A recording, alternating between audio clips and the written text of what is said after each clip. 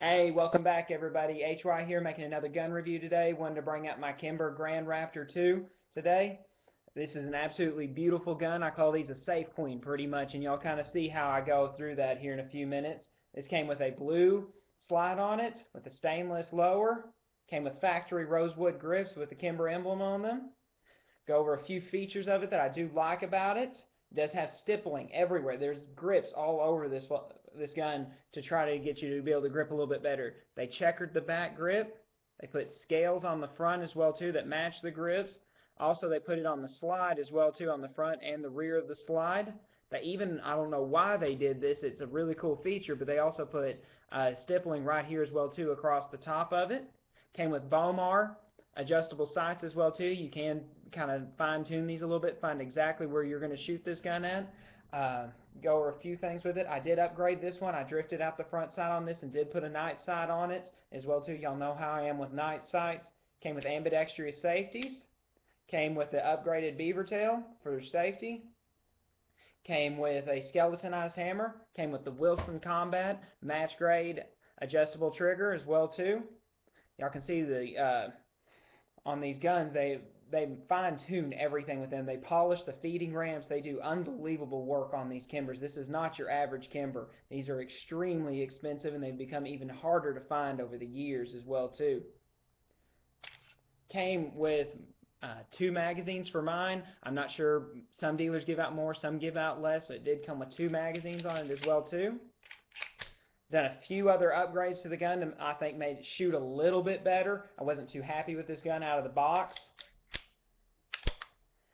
I did upgrade the spring on it as well too. I put in a 40-pound wolf spring. It does make it very hard to rack the slide, but it does make it shoot a little bit better. Also put in a full-length guide rod as well too. That did help tighten the gun up a little bit. The gun was out of the box. It was like twisting a little bit whenever I'd shoot my really hot loads out of it. Which, I mean, whenever you're talking a gun of this level, you're gonna be really upset about that. I did upgrade the slide release on this as well too. Got to kind of hit this with my thumb. Did upgrade that. I put a longer throw on it. I'm a lot happier with that now. Also had to flitz this gun up a lot. Whenever I got it, it was just real, a lot of creaks and a lot of cracks. They didn't smooth out the rest of the gun. They did great with the feeding part of it, but they didn't do too well with just smoothing up the gun on it as well too. One thing I do like about this gun, once I finally got the trigger tuned right, it is very nice. It's about a 3-pound factory trigger pull. It's very touchy. I highly do not recommend carrying this gun. I really don't. First off, how beautiful it is. Then also, there's just several little things that just makes me think, this just is not worth the money. These now are about $1,600 brand new, and after tax, whenever we have sales tax here in the state of Texas, I mean, you're talking over $1,700. For one 1911, you could easily go full custom shop, get a Wilson Combat, an Ed Brown, a Nighthawk, several other different things that you can get now compared to these. I got this one a few years ago before the price went up dramatically. I paid about $1,100 for this. I didn't think it was too bad at the time compared to what Colts and other things were doing, but now that they've gone almost into the full custom shop prices, I would just rather just go ahead and get a full custom shop. A few other things I wanted to talk about. One thing I do like about Kimber, you always do get a hard case with it as well too. Did like that as well. Just trying to think if there's just one good reason I could tell y'all to buy these guns that would tell you it'd be worth the money. It's great if you could find it on the used market, if there's a trade, if you're trying to get rid of a gun and somebody says that they've got one of these and they'll trade you for it. It's a great trade as long as you don't get in too deep on it. I would not recommend having over $1,600 invested in one of these pistols. Yes, they're great guns. No, they're not worth near that. Shot for shot, my SIG TAC Ops will outshoot it.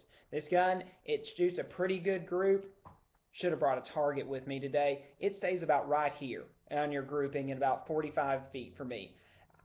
When I'm shooting a 1911, I need to be about right here. When you're talking full custom shop, that's where I want to be. I want to make sure I can take my hand load and I can shoot the absolute best that I can shoot. I believe I can shoot better than one of these pistols. I have actually taken other 1911s such as a Rock Island and a Citadel and gone shot for shot against this Kimber, which I mean at over $1,000 difference, I think there is so much better that you can get in this market, such as the Sig Sauer 1911 compared to this Kimber. I will keep this Kimber though because it is an absolute beautiful gun though, and it does give me some diversification in my collection. But this is not my favorite 1911 by far. I prefer the Colt Gold Cups, especially the old 70 series, and then of course my Sigs as well too.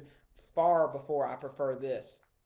Let me know if there's any other gun reviews y'all would like to see. HY out.